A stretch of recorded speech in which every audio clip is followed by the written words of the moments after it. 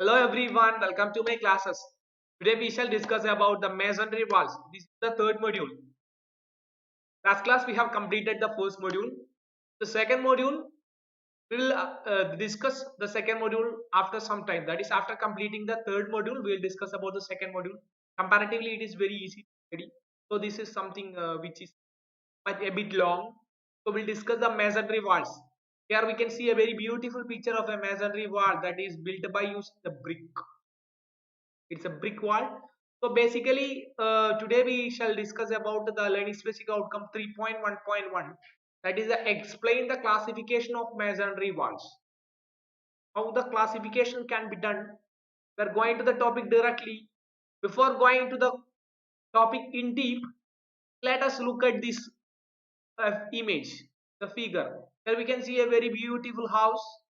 There is a pillar, the walls and beams are constructed over here. So from this point, by observing this picture, we can conclude that there are various structural elements present here. In this, basically the structural elements which has more area, which is covering the almost the outer part, that is the highest area is called the wall. Is called a wall. Here we are discussing about the masonry wall. A masonry wall, while we are discussing about the masonry wall, masonry may be defined as a construction of building units bonded together with mortar. Here we can see a masonry wall which is constructed by combining so many building units. They are bonded together by means of some binding materials. Here we can use mortars. We know cement alone cannot withstand, because cement in combining with sand or lime or surki, we will be getting the mortar. So in the ancient times we were using the lime mortar and surki. Nowadays we are using the cement mortar in almost every construction, right? So the selection of type of material for construction for masonry depend upon the requirements of strength, which what type of strength we want. For that, depending upon that only we are selecting the materials. Then the durability is also a parameter. Then economy is a parameter. If you are selecting, if you are buying some 3 or 4 bricks, then if we are buying 3 or 4 stone, a quarried stone, which one will be having the more cost? There will be some inter variability. So depending upon that only we are selecting the materials. Economy is a parameter. Then durability is a parameter. How long it will last. Then thermal insulation. When there is a heat, okay, a heat or the building is getting fired, what will happen to the building? If the building materials are sufficiently resistant to the fire, means that will be good, right? Then the waterproofing. Waterproofing is an important parameter. Why is an important parameter? As we know, in Kerala climates and all, there will be chances of rain, there will be chances of dampness. The walls didn't absorb the water. That is very, very important. The wall should not absorb any amount of water. It should be in such a way, it should, that material is should be a water resistance, a water repellent material. So some amount of water can be permitted. Any, as you know, water is a universal solvent. It will penetrate to some extent. It will penetrate. Okay. So some amount it can be allowed, but most probably it will can be limited to some more than 1%. Like that, it has to be limited, right? So the local available material is also used for masonry for economy. What are all the materials used for constructing the masonry walls? Tell me. Yes, you yourself. Yes, good. Stone. Stone is a wonderful material that you are using for the construction of the masonry walls. Then what are all the other material? Brick. Good. Then for hollow brick. Yes, that is a very good answer from her. She is telling hollow brick. That is good. Then what are all the answers? What are all the other materials that we are using? The cement blocks we are using the cement blocks. There are so many materials available in order to construct the masonry walls, right? So there should be some bonding material, that is mortar we are using. Okay, that is a very simple definition. What are the parameters that will depends the selection of a masonry wall material? That is the waterproofing. Then comes the thermal insulation. Then comes the fire resistance. Then the durability and the economical parameter. All those parameters you have to consider, right? Then basically in your syllabus there is only three types of retaining walls, masonry walls is mentioned. So I'm going to touch in that three walls only. Okay, there are so many types there in the some textbooks and all, but you are no need to study all those in detail, but you study all these three types. Basically they can be categorized as three types. What are the three types? Load bearing walls, non load bearing walls, then the retaining walls. What is load bearing walls? They bears, yes, bear means what? they they support some load. What are all that load? See, look at this figure. See this figure. This is a non-load bearing wall, whereas this is a load bearing wall. The roof stress, here it is a roof stress present here. The weight of this roof truss will be directly acting on this bearing wall, load bearing wall. Here it is simply a partition wall. It's not a load bearing wall.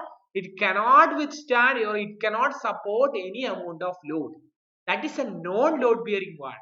Whereas load bearing wall is the wall which can support or bear some load. Okay, is it clear? Once more I may tell you, load bearing walls are the wall which can bear some amount of load. Non-load bearing walls which cannot bear any load, it can bear only its own weight. Only its own weight. But whereas in load bearing walls, they can bear some other load also. That is wall load, floor load, then the roof truss load, like that. We will discuss all this point in detail, retaining walls also. Now I am not going in deeply. The coming slides we may discuss about that in detail. Okay, it's clear? Then here it is a load bearing wall. Here we can see a very wonderful building, that is that one fellow is walking over here, standing here, and he is looking something. Okay, by observing this figure, what we can conclude? What we can conclude?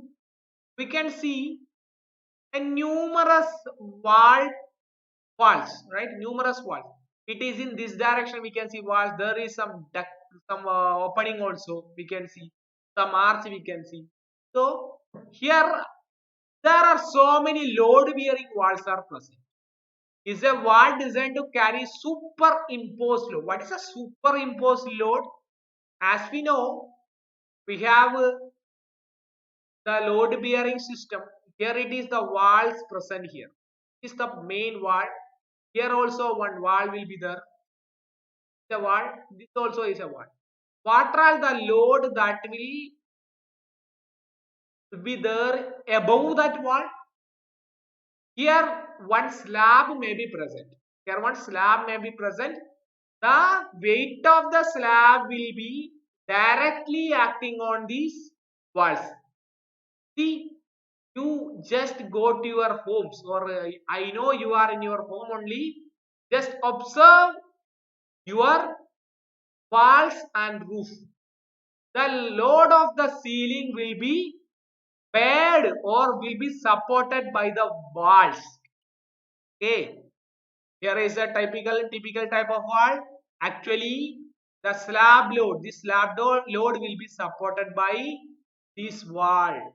Okay, here also this wall and this wall supports the slab load. There will be weight of slab. Some person will be walking above the slab. Some machines are placed here. That sort of load will be carried by the load bearing walls.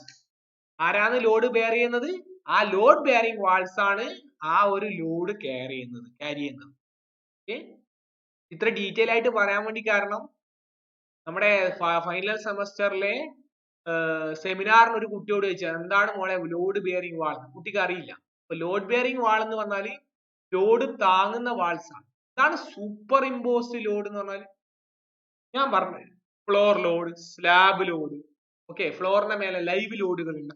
Super imposed load എന്ന് പറഞ്ഞാൽ അതായത് ജീവനില്ലാത്ത ലോഡുകളാണ്. അതായത് നമ്മുടെ സ്വന്തം wait കൂടാ. നമ്മളിപ്പോ ഒരു ചട്ടി സിമെന്റ് കൊടുത്ത് നടക്കുന്നത് കഴിക്കാം.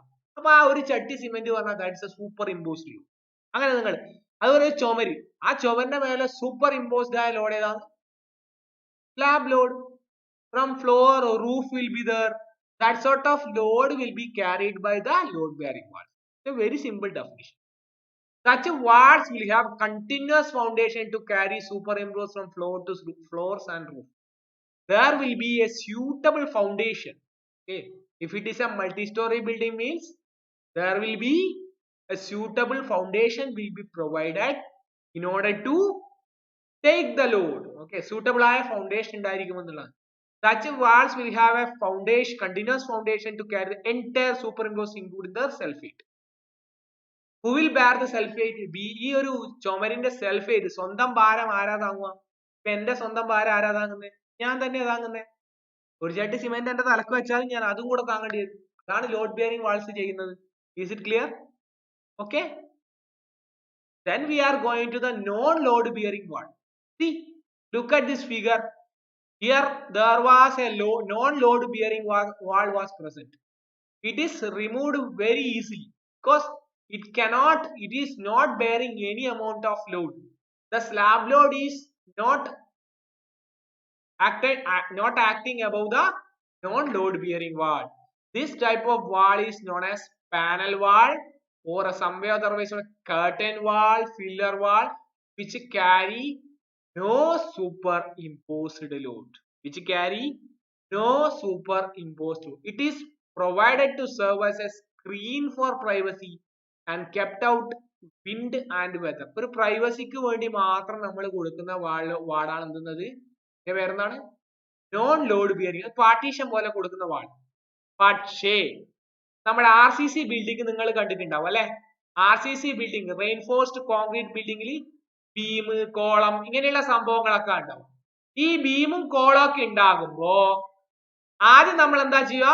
ബീമും കോളും ഒക്കെ കൺസ്ട്രക്ട് ചെയ്യുക അല്ലെ? സ്ലാബും എല്ലാം കൺസ്ട്രക്ട് ചെയ്യുക. അതിനുശേഷമാണ് വാള് പണിയുന്നത്. ആ വാളിന് വല്ല റോളും ഉണ്ടോ? ഒരു റോളും ഇല്ല. They are non load bearing wall. ആ വാളും എന്താണ്? നോൺ ലോഡ് ബിയറിംഗ് ആണ്. അവിടെ ലോഡ് ബിയർ ചെയ്യുന്ന വാൾ ഏതാണ് യഥാർത്ഥത്തിൽ? അവിടെ ലോഡ് ബിയർ ചെയ്യുന്ന വാൾ എന്ന് പറയുന്നത് ഏതാണ്? കോളംസും ബീംസുമാണ് അവിടെ ലോഡ് ബിയർ ചെയ്യുന്നത്. അവിടെ ചുമര് ഒന്നും ചെയ്യുന്നില്ല. അതാണ് RCC ബിൽഡിംഗ്. വലിയ റെയിൻഫോഴ്സ്ഡ് കോൺക്രീറ്റ് ബിൽഡിംഗ് നിങ്ങൾ കണ്ടിട്ടുണ്ടാവും. ആദ്യം ഫ്രെയിംസ് മാത്രം ഉണ്ടാവും. അതിനുശേഷം വെറുതെ ചുമര് കെട്ടും. ആ ചുമര് കെട്ടുന്ന ആ ചുമരിന് എന്താ നമ്മൾ പറഞ്ഞത്? പാനൽ വാൾസ് എന്നാ പറഞ്ഞത്. ആ പാനൽ വാൾസ് ലോഡ് ബിയർ ചെയ്യുന്നില്ല. അവിടെ ലോഡൊക്കെ ബിയർ ചെയ്യുന്ന ഏതാണ്? യഥാർത്ഥത്തിൽ ആരാണ്? അവിടെ ലോഡ് ബിയർ ചെയ്യുന്ന ബീമും കോളവുമാണ്. The load from floors and roof is carried by RCC columns and beams. The RCC columns, reinforced cement concrete columns and beams are carrying the loads in panel walls. Right? Here we can see is a very beautiful figure. This is a retaining wall. It retains some earth or any granular material or any liquid filled behind it. It is after it is built. നമുക്കറിയാം ഇത് retaining വാളാണ്. ഇവിടെ ഒരു എന്താണ്? ഒരു beautiful ആയ highway ആണ്. Highway ഒരു കുന്നിൻ ചെരിവിലാണ് കൺസ്ട്രക്ട് ചെയ്യില്ല. അപ്പോൾ ഈ മണ്ണിനെ റീറ്റെയിൻ ചെയ്യാൻ വേണ്ടി നമ്മൾ കൺസ്ട്രക്ട് ചെയ്യുന്ന വാളാണ്. ഇറ്റ് ഈസ് ആക്ച്വലി ഇത് ഇവിടെ നമ്മുടെ ഇവിടെ കൺസ്ട്രക്ട് ചെയ്യുന്ന മേസൺട്രി വാളാണ്. ഇതൊരു മേസൺട്രി ആയിരിക്കണം, യഥാർത്ഥത്തിൽ കല്ലുകൊണ്ടായിരിക്കണം. ഇതൊരു മേസൺട്രി വാളിന് ഫെയിലിയർ സംഭവിച്ചാണ്. അതായത് സോയിലിന്റെ പ്രഷർ കൊണ്ട് റീറ്റെയിനിങ് വാള് പൊട്ടിപ്പോയി. യഥാർത്ഥത്തിൽ അവിടെ ഈ റീറ്റെയിനിങ് വാള്, കല്ലുകൊണ്ടുള്ള റീറ്റെയിനിങ് വാള് ഇത്ര പോരാ, ഇതിലും കൂടുതൽ തിക്നെസ്സിൽ പ്രൊവൈഡ് ചെയ്യണമായിരുന്നു. ഇവിടെ മേസൺട്രി വാള് ഡിസ്കസ് ചെയ്യുന്നതുകൊണ്ടാണ് there is some other types of wall that we are using practically. Reinforced cement concrete retaining wall. Okay, any classification based on type of building units for masonry. ഇതാണ് ഒരു രണ്ടാം type of classification എന്ന് പറയുന്നത്. ഏത് building units ആണ് ഉപയോഗിക്കുന്നത്? If you are using stone, it's a stone masonry.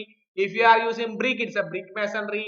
If you are using hollow concrete blocks, it's a hollow concrete block masonry. If you are using the brick with a reinforcement, some amount of reinforcement will be present inside here, so it is called reinforced brick masonry. Some amount of composite, that is two units combined. Okay, if we are using like the two materials, stone and brick are combined, it's a composite masonry. Front we are front and backing of the mason, ഞാൻ പഠിപ്പിക്കാം. composite ഫ്രണ്ടില് നമ്മൾ എന്ത് ചെയ്യും, ശേഷം കല്ല് കൊടുക്കും, ബാക്കിൽ ബ്രിക്ക് കൊടുക്കാം. അപ്പം ഒരു കോമ്പോസിറ്റ് ആണ്. കോമ്പോസിറ്റ് എന്ന് പറഞ്ഞാൽ ടു ഡിഫറെന്റ് മെറ്റീരിയൽ. അപ്പോൾ അത്തരത്തിലുള്ള മേസൺറിയും കൂടി ഉണ്ട് പഠിക്കും. ഇതാണ് രണ്ട് classification. That's it off today's class. See you in the next class. Bye.